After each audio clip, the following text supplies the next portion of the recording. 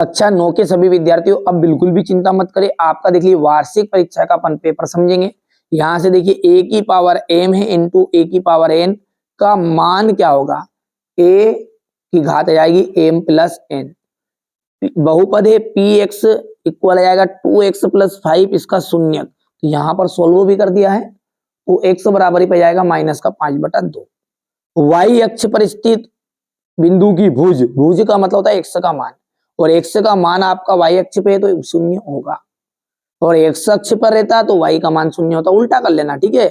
और y के मान को हम कहते हैं कोटि, ये ध्यान रखिएगा, थोड़ा सा बेसिक है।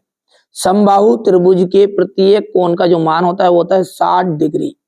सम चतुर्भुज के विकर्ण एक दूसरे को समद्विभाजित करते हैं समकोण पर। वर्ग 90 से 120 का वर्ग चिन्ह 105 होगा। क्यों होगा ये देख लीजिए, यहां पर जोड़ना है दोनों को आपस में, और जोड़ने के बाद में 2 से जब भाग दोगे तो 105 ही आ जाएगा। दो परिमेय संख्याओं के मध्य अनंत परिमेय संख्याएं होती है। बहुपद में सबसे बड़े घात वाले घातांक को बहुपद की घात कहा जाता है। कोण बनाने वाले दोनों किरणें उस कोण की भुज कहलाती है। शंकु का जो आयतन है 1/3 पाई आर स्क्वायर h है। अशून्य अचर पद की घात सदैव शून्य होती है, और समांतर चतुर्भुज के दोनों को विकर्ण परस्पर समद्विभाजित करते हैं। रेखाएं समपाती हो, जब रेखाएं समपाती होती है तो अनंता अनेक हल होते हैं। जब रेखाएं प्रतिच्छेद करे तो एकादित्य हल होता है, और जब रेखाएं समांतर हो तो कोई भी हल नहीं होता है। ये 3 शब्द याद रखना है। रेखाएं यदि समपाती है तो उस कंडीशन में अनंत अनेक हल होंगे, रेखाएं समांतर है तो कोई हल नहीं होगा, और रेखाएं प्रतिच्छेदी हो या प्रतिच्छेद करे तो एकादित्य हल होगा। एक शांत रेखा दोनों ओर, ठीक है, अनुवांशिक कप से बढ़ाई जा सकती है। अनुवांशिक रूप होगा ये, है ना, यहाँ पर अनुवांशिक रूप से बढ़ाई जा सकती है, दूसरा होगा। 90 डिग्री के बराबर कोण वाला कोण, 90 डिग्री जिसका रहेगा उसे अपन कहते हैं समकोण। 90 से कम, ध्यान से समझिएगा, 90 से कम वो हो जाएगा पूरक कोण। 90 से अधिक,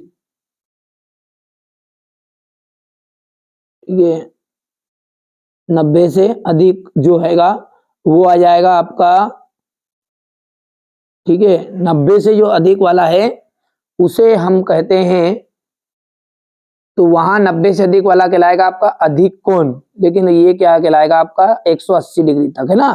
तो इस तरह से आप ध्यान रखना है। एक ही रेखा के समांतर खींची गई 2 रेखाएं होती है तो वो रहती है आपकी समांतर रेखाएं। और भुजा ए वाले समबाहु त्रिभुज का क्षेत्रफल, तो करनी 3, ए की a²/4, तो ये हो जाएगा आपका, सॉरी वो, हाँ ना, तीसरा नंबर, चौथा हो गया, 5वां जाएगा, ये सही तो है। और 1/3 को यदि आप दुगुना करोगे ना, दुगुना यानी कि 1 का 2 कर दो, 3 का 6 कर दो, तो ये जाएगा आपका, सीधी सी बात है। तो ये कौन सा आपका छठा आ जाएगा। अब है आपका एक वाक्य में उत्तर। यदि a1/a2 is not equal to b1/b2 तो निकाय का हल होगा अद्वितीय हल।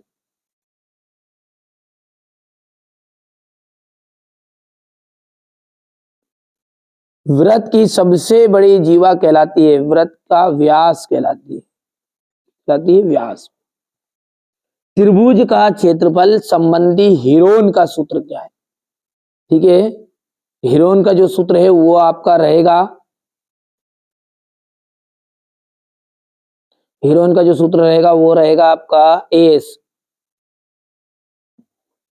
Minus A, S minus B, S minus C, ये रहेगा, ठीक है। जहां एस का जो मान रहता है वो a plus B plus C upon 2 होता है।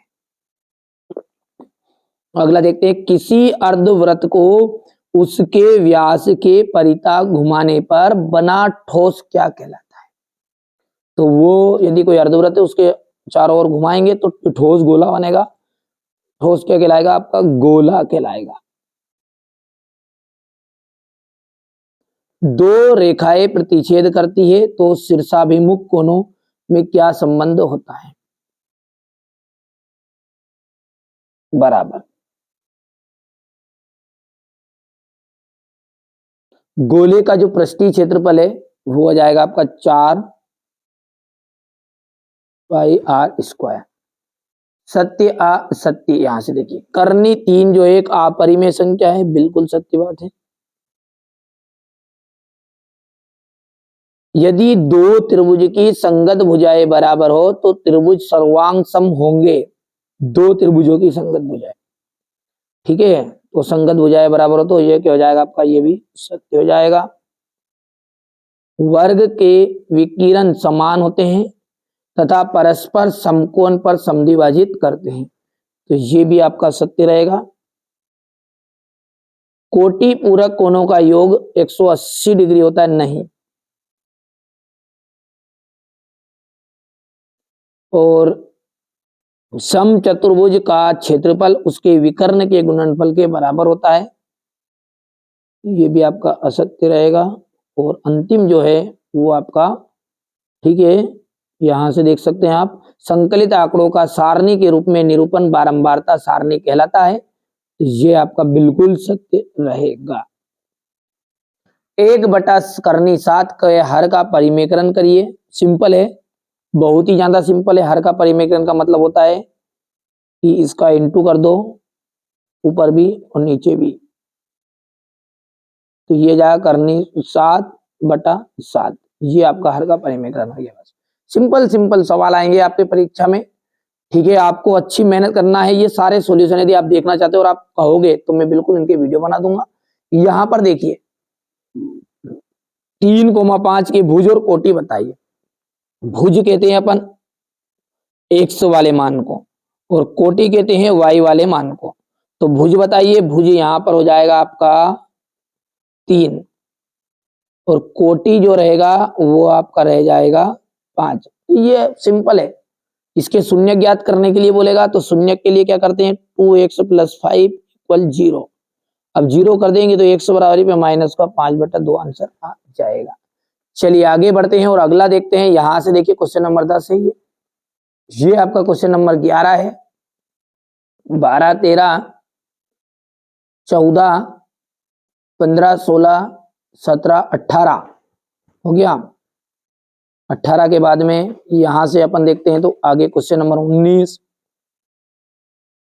ठीक है, क्वेश्चन 19 हो गया है। ये क्वेश्चन 20, ये इसका थोड़ा है। क्वेश्चन 21 और 22 और ये अंतिम 23।